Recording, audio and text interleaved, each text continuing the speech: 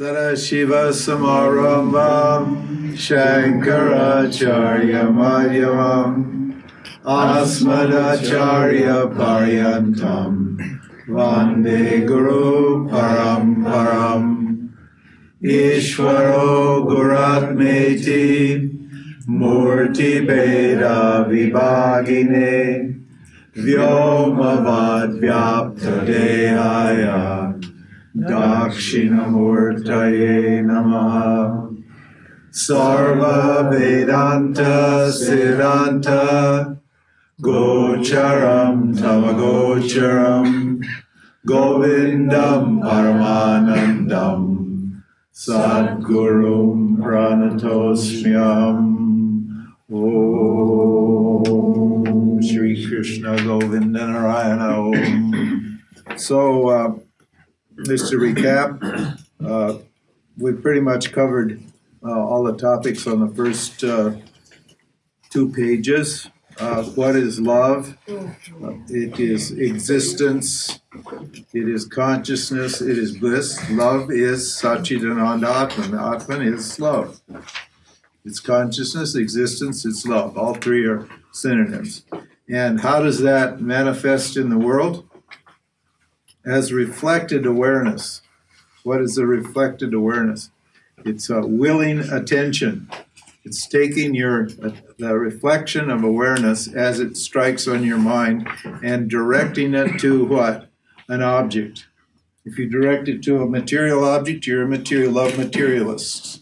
If you direct your attention to what? A personal God, then you have informal bhakti. It's Dvaita or dualistic informal bhakti. When you get to the Karma Yoga phase, that's over on the next page. I'll hop around here. If you want to gain moksha from your love, okay?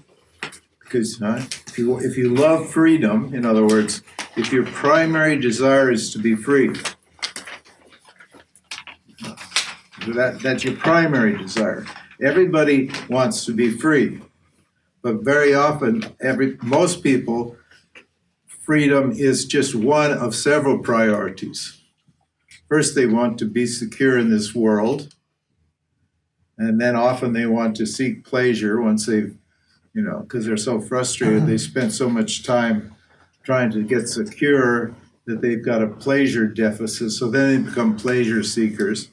And always they think, oh, well, I really do want moksha, but that comes later in life. They think like that. So it's not an exclusive desire for most people. You're going to see now in the verse here,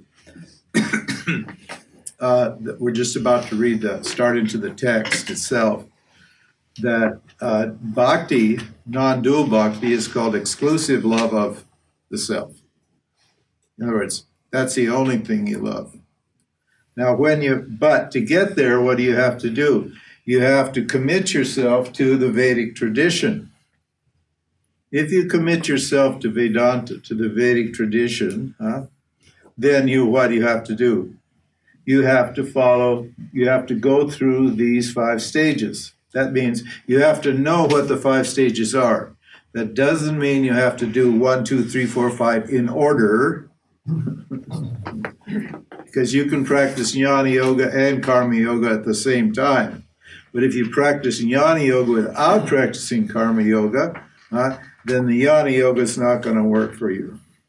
You're going to have emotional issues, and you're not going to be satisfied with the knowledge. And then you'll say, oh, Vedanta is all knowledge, and you'll throw it away, and you'll go to some other path. That's not because Vedanta is all knowledge. It's not because you can't get free from Vedanta. It's because what? Because you skipped the purification stage. You skipped the Karma Yoga phase because it was too much work. It was too hard. You wanted the easy path. You want a quick enlightenment, a fast enlightenment, and you got it for a little while. It was fast. It tasted good. It was pretty lovely until what? until those old samskaras, those old emotional habit patterns that you picked up when you were young, in childhood, most of them, and they were usually just issues around love. It's amazing how many people go into monastic tradition and stick for 5, 10, 15, even 20 years. And then you find out after they've been in it for a long time, they quit being a Buddhist meditator and they go and they fall in love and they start a family when they're 40. Yeah. Huh? Sure. Is that just how it happens all the time?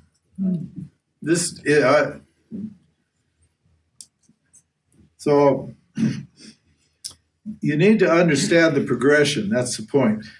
You got to take care of all parts of yourself, from your physical self to your emotional self to your intellectual self to your unconscious mind, and then you get to the top of the heap. Everybody wants to jump to the top and skip all the hard work. And so the modern spiritual teachers, they pander to that need and they tell you, skip to the top. You're the self. Your awareness. There's no world. There's no ego. There's no dharma. There's no karma. There's no teacher. There's no teaching. There's no. They give you the opportunity to deny everything. And so you deny and you say, oh, there's no world. There's no teacher. There's no ego. There's no blah, blah, blah, blah, blah, blah. You like that. And then you say, I'm awareness, I'm awareness, I'm awareness, like a parrot says, I'm awareness, I want a cracker. I'm awareness, I want a cracker. And as soon as something happens, you start whining and complaining. Because you haven't, And you say, what happened? Well, I'm awareness doesn't work. I'm still acting like an idiot. I'm still acting like a fool. And then you don't know where to go because you believe this teacher. So we say, look, understand the whole big picture, understand, and once you understand the big picture, then you can identify what your problem is. And at every stage, there's a solution. We have a sadhana for you at every stage. This is what you do at this stage. This is what you do at that stage. And this is what you do at this stage. And then you can get to work, to qualify. Because all these stages are qualification stages. Dvaita Bhakti, dualistic love, is for qualifying for moksha, for non-dual love. You can't just get a non-dual relationship with yourself, with God, or with the world, which is the same thing. You can't get that just because you want it. Everybody, we've written a book called The Yoga of Relationships, my wife and I. It's her book, but I helped her with it. And people write now and they say, well, and they start talking about it, and then they say, but I want a non-dual relationship. Where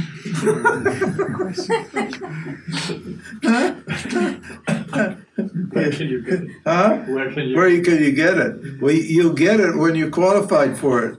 But you've got to qualify, and then if you are qualified, then you will get a non-dual relationship. If it's Ishwara's will. But non-dual relationships are all up to Ishwara. They're not up to you. Understand? And Ishwara is not going to give you a non-dual relationship with someone unless both people are qualified and neither one of them wants a non-dual relationship. Understand? That's the result. That's what comes when you go through the stages, maybe. And if it doesn't, it's fine because you're free. And if you're free of the need for a non-dual relationship. You're just as free in a relationship with yourself as you are with somebody else. Because you discover in a non-dual relationship that you're actually in a relationship with yourself and there is a relationship with somebody else. So is it really a relationship? I call it a relationless relationship. And try to sell a relationless relationship to somebody who just wants a relationship.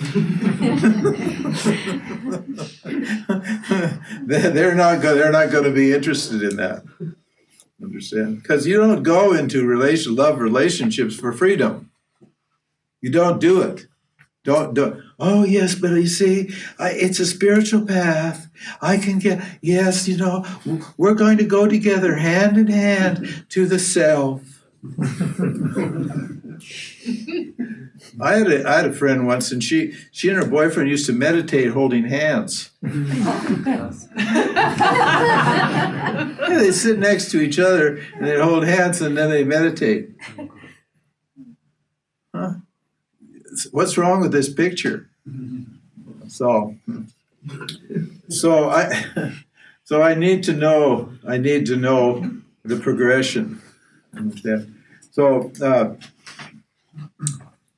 we discussed informal devotion. We said that's good because it helps you to cathartic, it helps you to get things out, it removes repressions, and at least it gets you feeling better about yourself that you have a personal relationship with God.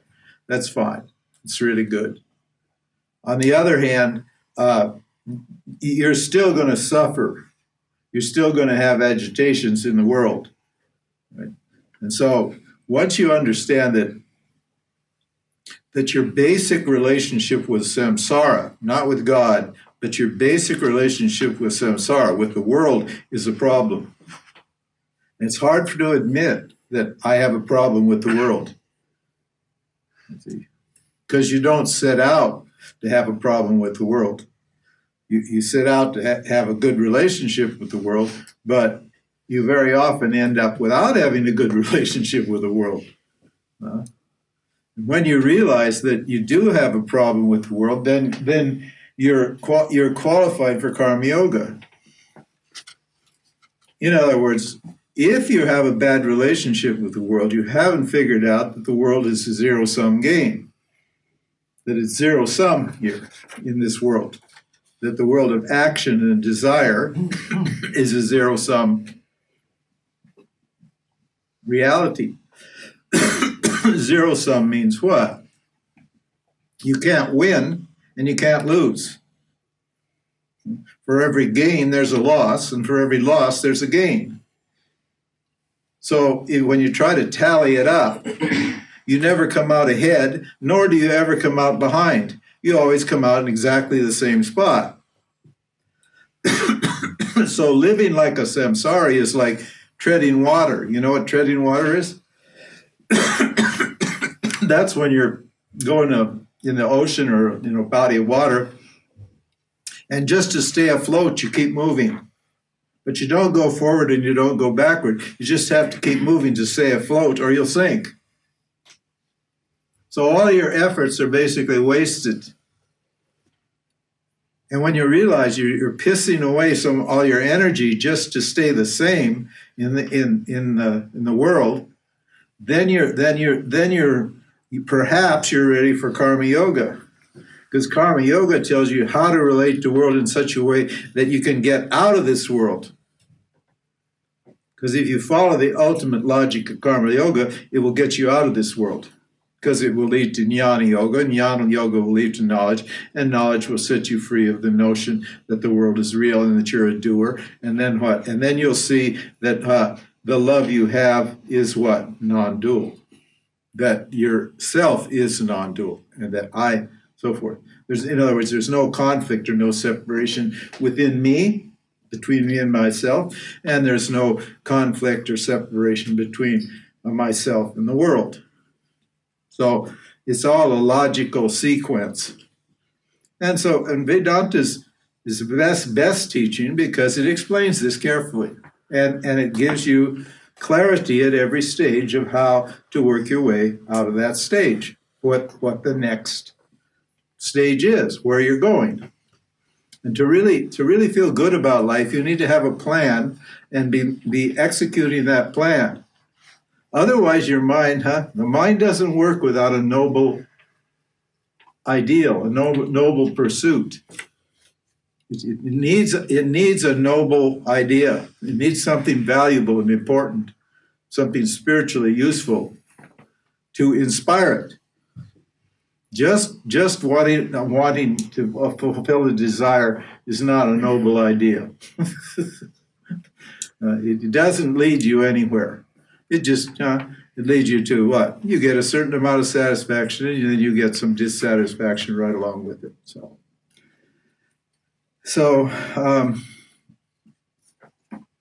let's see what else.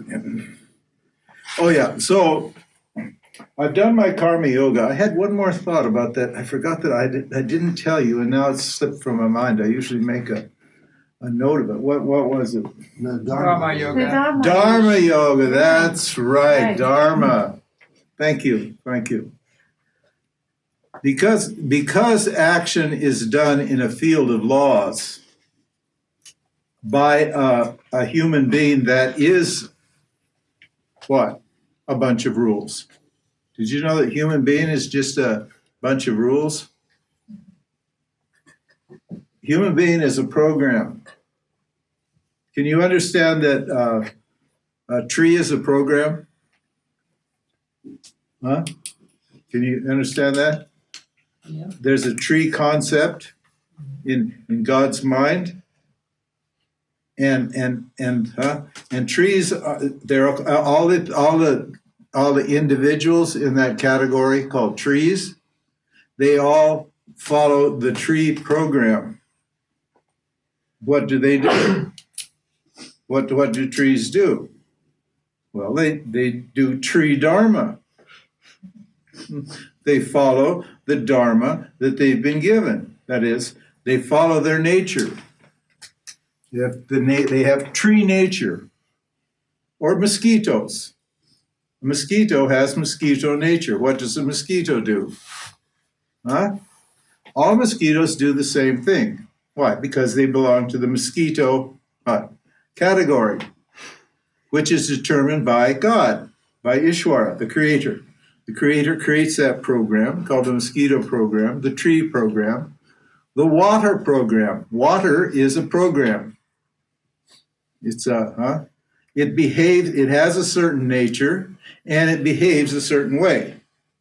And it always follows its nature and it always behaves the same way. And human beings are a program. They're just knowledge cobbled together in the form of a series of instructions. You can think of it like a computer program, as a series of instructions to consciousness to behave in a particular way. Ishwara tells consciousness, you behave like this, and then you're a human. You behave like that, and then you're a tree. You behave like this, and then you're a stone. You behave like this, and then you're light. Light is a program. Heat is a program. All of these are knowledge that manifest consciousness in various ways. So what is the human program?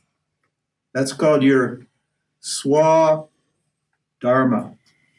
or your Swabhava. From your Swabhava, your nature, comes your Swadharma, your duty. So what is the duty of a human being? In other words, what is my purpose here? Moksha. We covered that. By analyzing the behavior of human beings, we discover that all human activity is an attempt to remove a sense of subjective limitation. Which means what? Basically, humans want to be free. And therefore, Ishwara has given them free will. Whereas the other programs in the creation, they don't have free will, do they? They don't learn anything, because they don't have free will, and they're not self-reflective. They're completely extroverted. Their consciousness is completely involved in what? In the material world. So my program is freedom as a human being. If I don't know that, if I don't know that I am free, then I seek freedom through actions, through activities, through obtaining objects and getting rid of objects. I get rid of objects that seem to limit me. I try to gain objects that seem to free me. That's my program. See, there's nothing actually complicated about us. At our core, we're extremely simple. I know, the last 100 years, they turned psychology into this kind of romantic notion that we're totally so complex and so deep and so sophisticated, and so special. And it's only because of our technology that we think that. But our basic program is very simple. I want what I want, and I don't want what I don't want, and that's it. Right? Isn't that, I mean, when you be honest with yourself, isn't that basically what you've been thinking all your life?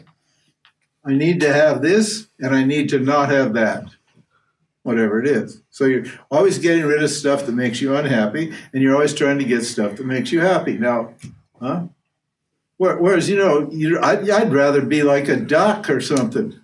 Than to worry about it. A duck Ishwar just makes it fly to water, and they dive in the water and catch a fish or whatever it is, and then they drink the water and they make their babies, and they don't think, oh, should I get married? Is Mr. Duck really an honest, straight guy, and does he a good provider, and how will it work out? No, Mr. Duck just jumps on her back, and then little babies come out a little bit later, and then they just go up and down the river together, and that's it. And they don't think about it all. They're all very happy, being ducks. It is so cute. We lived on a river recently, and we used to see these ducks. The mother and the father. The mother would be on the front. She'd be going down the river, and then a line of babies, like maybe 8 or 10 little ones, tiny little ones, and then behind would be the daddy. He'd be behind, and he'd be watching all the little ones. And if one of the little ones got out of line, what would he do? He'd go around and menace the little kid, scare him, and push him back into line. And after a while, the little ones, they didn't go out of line at all. Because daddy was behind watching them. And they didn't hate their daddy. They didn't hate and get issues with their daddy duck, because he made them get in line. That humans would do that. Oh, my father, he used to make me do all these things that I didn't want to do, and that's created such a tremendous psychological complex. I just can't love my husband because he reminds me of my father.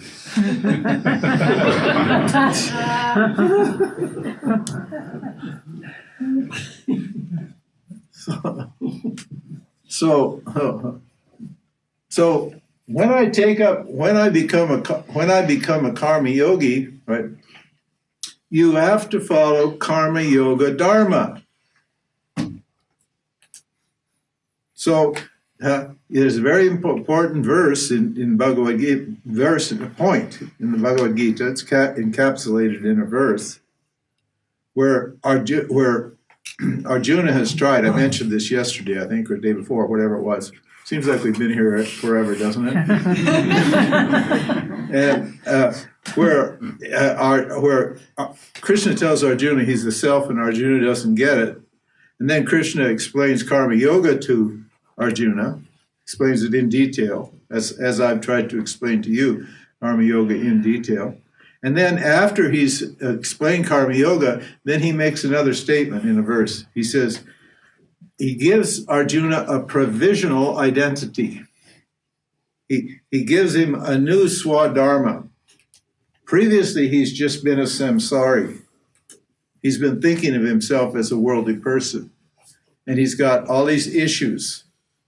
He's particularly angry. He's a dharmi, that is, he's a guy that's vowed to uphold dharma. That's his nature. He's a third category of human beings. He's a dharmi. He's a cop, or he's a general, and he's a warrior. Warriors are meant to enforce dharma. Brahmins are supposed to teach dharma, and the police and the administrative class and the military class is meant to enforce dharma. So he's an enforcer.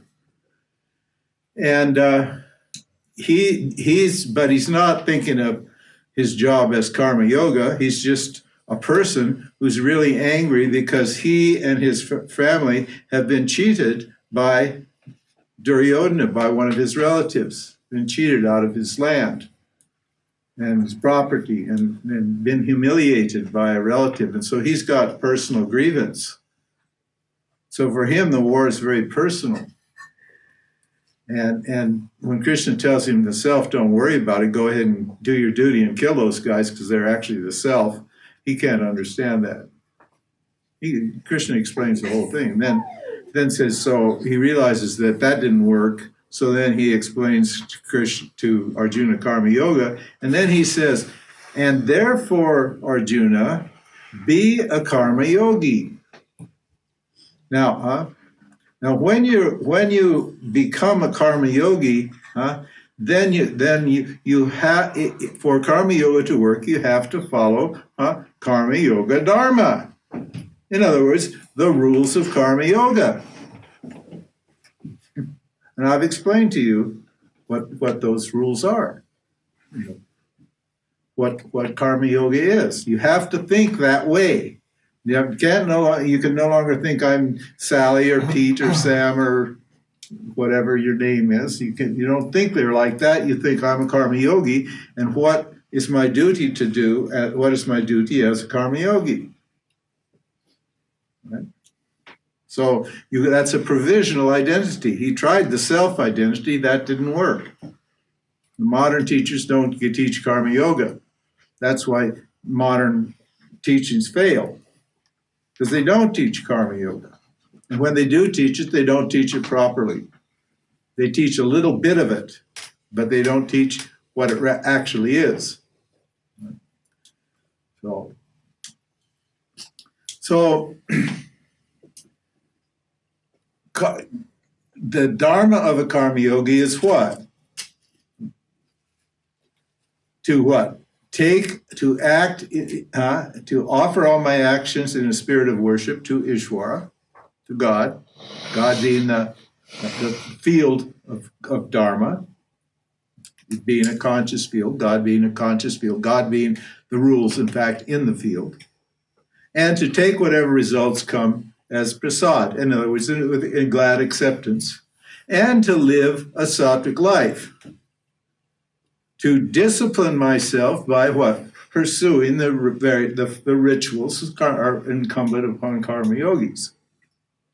Loving the environment, loving the teaching, loving the teacher, loving your deity, your personal deity, serving other people, etc., etc., etc. You're loving your parents, your ancestors, people, and so forth and so on. Basically serving and loving all the objects that you in your mind in the world. That's a daily practice. If you just go about your worldly life and you think, oh, I'll do my Karma Yoga, I have to go do Karma Yoga now. You haven't understood Karma. You have to go to the ashram and do Karma Yoga now or Seva now. That's not Karma Yoga. That's one Karma Yoga ritual, but one Karma Yoga ritual is not good enough. All of your activities need to be done in the Karma Yoga spirit. In all aspects of your life, you need to handle money like a Karma Yogi, which means you don't go into debt, for instance, and so forth and so on. Find yourself always in debt, how's your mind feel? Agitated. And so forth and so on. So, and how you do your Karma Yoga depends upon what? Your swadharma, in other words, what your nature is. But irrespective of that, what? You still have to practice all those rituals. Now, you're doing actions in a field, what?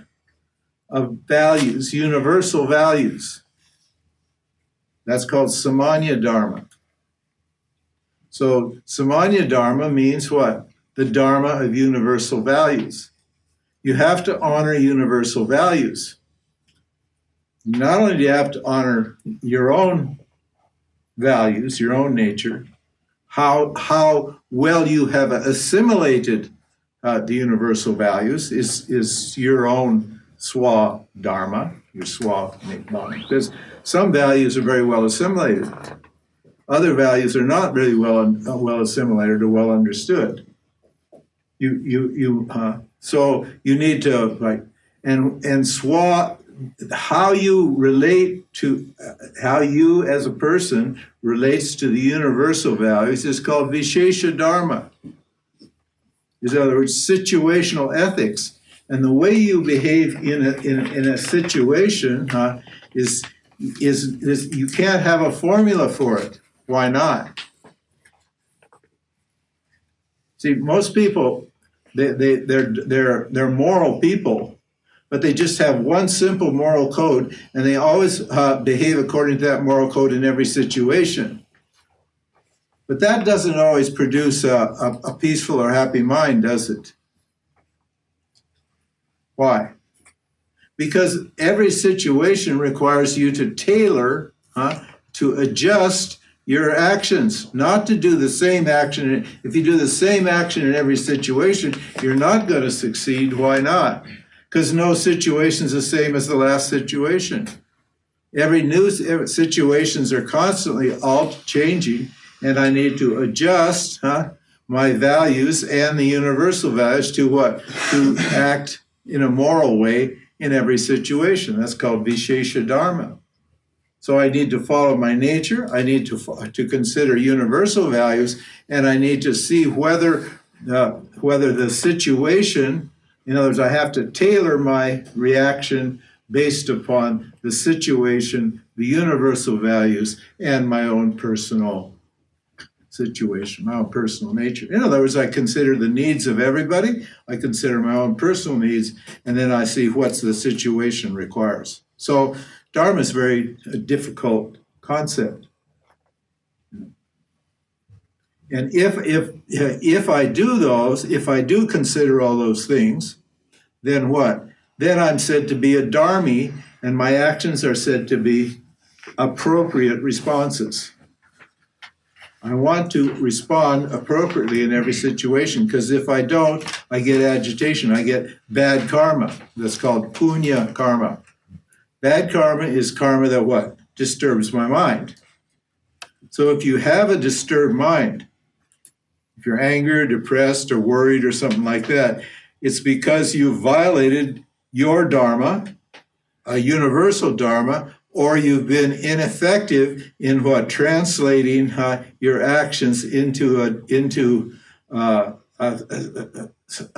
beneficial, you've been ineffective in producing a beneficial action to resolve a particular situation. Now, we don't like to think that, we don't, so, the problem with this, with Dharma Yoga is, it's a big problem. And so Krishna makes a point to talk about this in the Gita. He says, I, meaning the perfect karma yoga, meaning the self, am the desire that is not opposed to dharma. Now that's a very interesting statement, because like you get into Buddhism and these things, they tell you all desires are bad. You want to get rid of your desires. Desire is the cause of suffering, and so you want to get rid of your desires so you won't suffer anymore.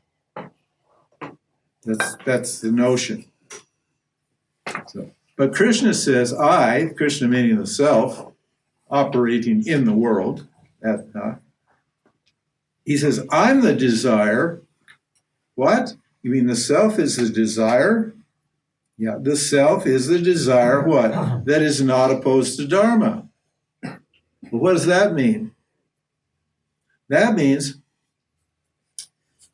a person who knows who they are, considers whether or not his desire will what? Disturb the creation or not. And only does those actions that are in harmony with the will of the total. Because how are you going? You're enjoying the benefits of an amazing civilization. We live better than the kings and noblemen of old. We can fly at 30,000 feet, watch a movie on TV, drink champagne, and enjoy ourselves and go to another country in 8 or 10 hours around the other side of the world. Why? Is that bad karma?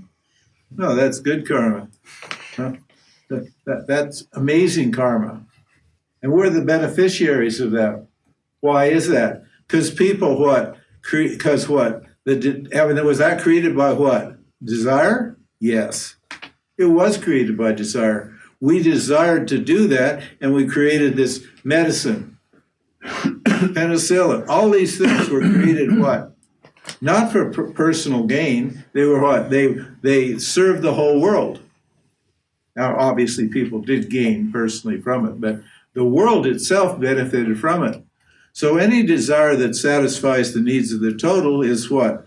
A beneficial desire, because we're here to serve the total, total being Ishwara. So Ishwara says, when you want something so bad that it causes you to break the rules, in other words, to go against your nature, or to go against universal values, then that is adharma. That adharma causes what? Papa karma. Papa karma means a mental and emotional agitation. Why? Because dharma is built into everybody. Just like your karma is built in, right along with your karma, dharma is built into everybody. Ishwara, that's part of the human program. So you need to be very careful when you're afraid of something or when you want something very badly, that you consider all the situations and you don't do actions that break the rules, the dharma. You can see all of the tremendous amount of fear and desire in the world right now. It's causing all this conflict. This is why everybody's insecure now. And the more insecure they get, the more negative or bad karma they create, and the more insecurity people get.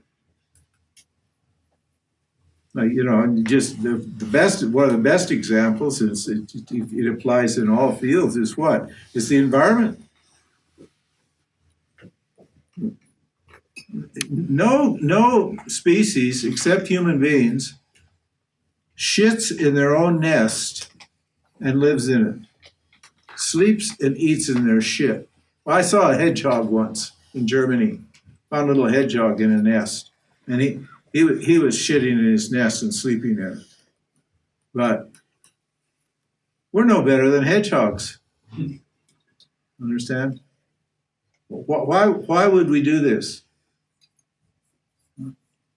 Why would you do this? Why would you live in such a way that you pollute the environment and you live in your own pollution, your own shit? It's astounding.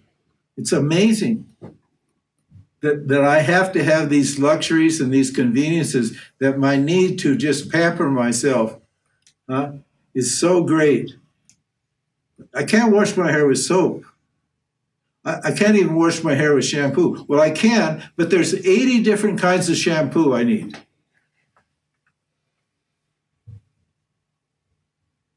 There's skincare, it's unbelievable. I looked under there was my wife's a little vanity, had a sink in it, and it started to leak, so I had to go and fix the leak, and I opened the door and I couldn't believe what was there. I thought, Jesus, it took me half an hour to get all that stuff out of there so I could get in and fix the pipe. There were bottles and lotions and potions, and I started thinking how much they cost, and then I started really getting agitated. I'm the guy that has to worry about the money, And her skin, I didn't notice her skin was anything particular, but it's nice skin, but so what? It's just skin. I mean, actually, I carry a body of hairspray, because I got to look good on the camera. I could get one bottle to last for a whole year, because I only spray it when I get in front of the camera. So, because people say, said, why does he look like such a slob? So I've taken to trying to wear a nice clean shirt. I went and bought a new shirt, that didn't have rips and tears. Somebody found some dirt on the back of my pants the other day, but I said, it's all right. It's on the back of the pants. It won't show up on got a question about this Dharma. For me, it's like trial and error. Is it like that? No, well, that you can learn that way, but why not? You know, you should have been taught it. You know, if you come from a good family, you've been taught Dharma, you've been taught how to behave properly. If you have good manners and common sense, then it's just common sense. But nowadays, the family structure is broken down, and the young people don't know how to you know, they're not polite and friendly. We got trolls and people attacking each other and lying and all this stuff. The whole society is falling apart, and very few people actually know how to behave properly, you know, in society. Look at society. Now in America, it's really fun. America's still making money, but do you know why America's making money? It's because the conservative people and the liberal people don't talk politics or religion when they're doing business. That's the only reason. Otherwise, the whole society collapsed. They couldn't communicate because their political ideas would get in the way, and they'd insult each other and anger each other. Then the whole thing would get even incredibly contentious. So when you go to the bank or you go to buy a loan or something like that, nobody asks you what your political views are or your religious views are. Thank God. Huh? Because when it gets that bad, when they only loan you money if you belong to, you know, if you're a liberal or you're a conservative, then the whole society is going to split up. There's going to be civil war, basically. You can see it. Because people don't know how to communicate with people who think differently and act differently from them. They don't know. Manners and Dharma is for resolving conflicts, for harmonizing conflicts in the society.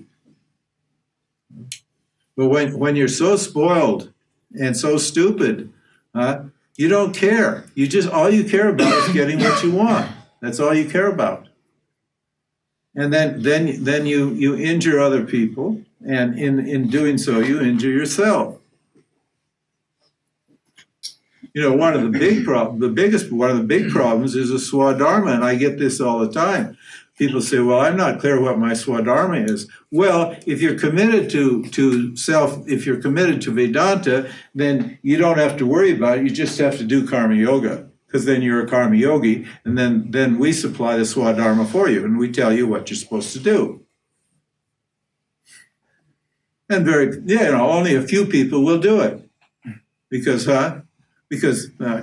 they don't want to subject themselves to any discipline. That's why we call this formal devotion. It's formal because these are requirements. If you don't follow the requirements, you don't fit into the program. That's all. And you're not going to get the result. If you follow the rules, then you get the result. If you don't follow the rules, you don't get the result. See? But if you go to India, you don't even have to teach them Karma Yoga. Huh?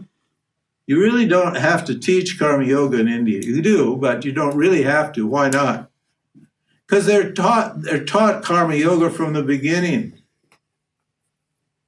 It's built into the society. And there, there's a young man I met on the street. He was 6 years old when I met him. Now he's 24. Now he's a tech guy, and he's doing very well. And I put him through school. I bought him his first tricycle, and then I bought him his bicycle, and then I got him his school fees, and then I got him into the tech school, and then the university. And I went through the thing like that. And he was just such a beautiful person, because he just did what he was supposed to do. He was happy for the opportunity to do his duty. Yes, he had some desires, but those desires were always secondary to doing his duty, because he knew that in that society, if you do your duty, you're protected. Whereas if you don't do your duty and you just follow your desires, that you'll get crushed in India. Because it's a dharmic-oriented society. Now they're getting gradually more and more like us. unfortunately. The materialist values cause them to what? To go against their spiritual values. So you're seeing the breakdown of the society also in India. Not nearly as rapidly as it is over here because Dharma is still there. But our societies are not organized around Dharma. What's the principle our society is organized around? Desire. So Krishna says, I'm the desire that's not opposed to Dharma.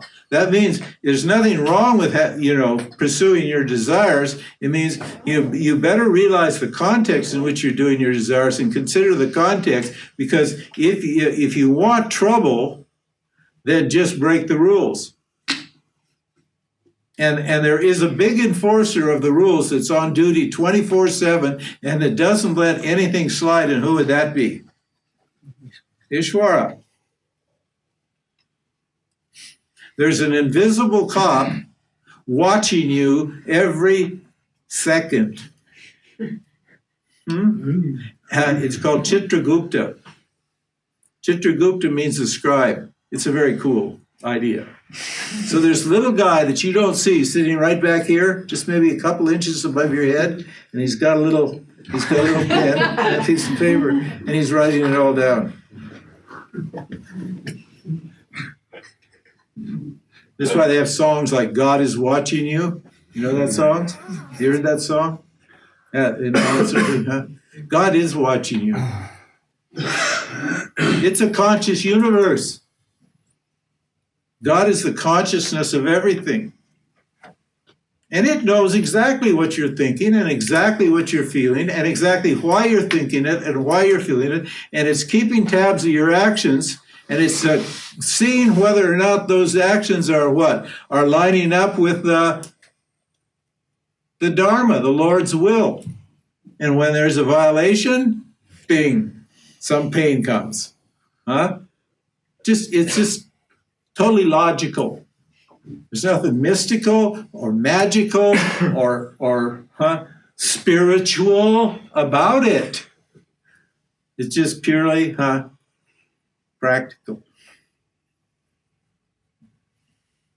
So whenever I act, I've got to consider the moral implications and the subjective or psychological implications. Like, say, I'm an artist.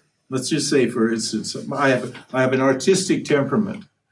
Now, I didn't invent that temperament. That I just feel like an artist. So whenever I'm around, I get out my pencil and I start drawing pictures and stuff like that. When you're a kid, you know how it is. You just love art. You just do it. It's just natural to you. And then your mom and your dad say, well, what are you going to be when you grow up? And you say, an artist. They say, no, you're not. Huh? So what do they want you to do? You get an education and get a job and get a good job and work in a factory or work in a corporation or whatever it is, according to your class. They want you, of course, they'd love to see you move up and make better money and have a better job. And so to please your parents, what do? You go and get the education. And you always feel like an artist. You always feel like what? Inside yourself, you'd really rather be doing something else. But you go right ahead and you get a job in the meat packing plant. They can only get immigrants to work in meat packing plants in America anymore. Local Americans won't do it because they're too proud. Because they've all got different ideas about who they are. Whereas only foreigners who want the money will do that job. But if I'm a sensitive, artistic person, and I'm there like cutting up dead animals and washing the blood of animals and scraping up the fat from animals on the floor in that stink and the filthy environment and all that fear that's there, am I going to be a happy person? Just to pay the rent? I got 2 or 3 friends who are real, true artists, and they'll suffer anything for their art. They will not do anything other than art. I've had to loan the money No, they said it's a loan. I knew it wasn't a loan because I never expected it to come back. Huh? But they were not ready to like compromise their integrity, in other words, their program, just to pay the rent. Just wouldn't do it. Because they knew that was their dharma, and it would be more painful to do something that wasn't in their nature than to do something that just took care of some incidental thing. Understand? So this is always a real issue with people in these societies. 100 years ago or 200 years ago, nobody had these questions. You just did what you had to do, usually what your parents did. You know, I think in Germany, say in the Middle Ages, what did you do? If your dad baked bread, you baked bread. If your mom was a housewife, you were a housewife. That's it. You didn't have all these fancy ideas. I was this and that and the other thing, because there weren't that many opportunities in the society. The society wasn't that complex. And you just followed tradition and did. So the whole subjective thing, who am I and what am I doing here, it wasn't there. But now we've got it in spades. You know, and there's all these opportunities and so forth. So that's dharma.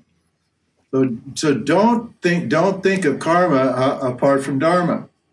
What are the moral and psychological implications of my actions? And it's a very simple sadhana, which is when pain is coming, when there's pain coming, that's Ishvara. What? And you should be grateful for the pain. Say, Ishvara, thank you. I need to correct. I need a correction here. You're pointing out something about me that I need to keep, that I need to consider very carefully, and I must be breaking some rule here. Why am I getting this karma, this bad karma? Why am I getting this pain?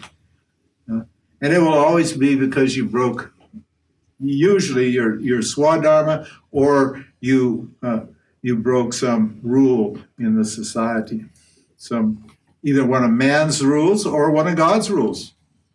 Generally, you should follow human rules too, because you're in a human environment, and since you think of yourself as a human being, you should more or less follow what? Follow the rules of the society, the governments, and social institutions in the society. Not always. Like at one time in Germany, particularly, had this problem, where the society was totally adharmic, and there were dharmic people living there, and to actually survive in the society, you had to do some terribly adharmic things. And so there was a huge conflict in people at that time. Do I do what the society's doing, or I do what I know is right by God? So this whole question of dharma and action and karma is very, very difficult. It's very complex. And as I mentioned yesterday, Krishna says about this topic, even wise people are perplexed. So before you even think about moksha, you got to sort out karma and dharma. Understand? Now, once you've seen that what? Once you've seen that acting in the karma yoga spirit produces a happy integrated mind, once you see that, because you get benefits from karma yoga very quickly. Then you see that you get curious, that the pressure to act starts to reduce. The stress, in other words, you become less stressful. The pressure is reduced, and your mind starts to relax a little bit, and then you become curious. Who is this Ishvara? Huh? Well, who's this big brain in the sky, wherever it is? This all-pervasive intelligence that's operating this field. Who is that? And then you become interested in who am I, or what am I? It actually should be what am I, not who am I. And then you're ready to graduate to Vedanta. If you've done your karma yoga properly, you will what? You will hear about Vedanta, and you'll hear about moksha, and you'll actually meet a Vedanta teacher. And then that means you have an opportunity now to what? Enter into the fourth stage. And the fourth stage is what? Upasana yoga. And what is that? We already discussed it. Yeah, I've already told you. It's learning how to listen. It's a discipline of listening. It's reasoning. Reasoning means reflecting, looking at what you believe and think and feel in light of what you've heard, and what? And the difficult part, we said, the even more discipline and more integrity is required at that stage. What? Getting rid of beliefs and opinions that are not in harmony with the teaching. In other words, sacrificing cherished biases and notions and opinions and beliefs and so forth and so on. That's the next stage. It's difficult. And the final stage is actualizing. Once you're then, after you what? After you've done the manana phase or the reasoning phase or the contemplating phase, that is, then what do? You need to actualize the knowledge, I'm the self, because that's going to be your conclusion. The conclusion you come to is that I'm ever-present, unborn, ordinary, non-dual, actionless, unconcerned awareness, existence awareness. That's the conclusion you'll come to. And your identity will no longer think you're a karma yogi. You will say, I'm the self. At this stage, you say, I'm the self. Now, the self won't be saying, I'm the self, will it? Huh? Why won't the self say, I'm the self? Because there's no other option. Plus, because there's only the self. From the self's point of view, there's only the self. So he wouldn't claim what it was because there's no other option. It couldn't be anything other than the self. So the self never says, I'm the self. I say I'm the self. I means the jiva. The jiva says, understands its identity as awareness. He's a self-realized person. And they don't have any doubts about, they don't think, I'm James who realized the self. That's not what that means, I'm the self. Doesn't mean James is the self. I've realized that James isn't me and that I am actually awareness consciousness, I've realized that, and I've given up the James identity. That identity, in my case, died 50 years ago. I had no concept of myself being James after, what was it? Sometime in February or March in 1971. So almost 50 years. That idea that I was James, the knowledge that I'm the self came at that time. Now, if at that time you're perfectly satisfied, in other words, your emotions, your vasanas, your samskaras don't disturb you, then you live in bliss as bliss. You live in bliss as bliss from that time on. But if there are residual samskaras or vasanas left over, when you gain the knowledge on the self, and they produce emotions that are not blissful, then moksha, freedom, is what? Freedom for James, for the jiva, means for freedom from James, however you want to look at it. And what does that involve? Getting rid of those, we call them pratibandhikas, those obstacles to the perfect satisfaction. So, How? How? By continuing my sadhana, by continuing my karma yoga, my jnana yoga, my bhakti yoga. Because I need to what? Purify those. You can gain the self-realization before your mind is completely purified. Once your mind is completely purified, then what? And you gain that realization, you never go back. And the bliss current is steady. The current of bliss is steady. That is, you appreciate yourself as existence, as awareness, as bliss all the time. And it isn't a thought, it's an actual experience. You feel full, you feel complete, you feel whole, you have total confidence.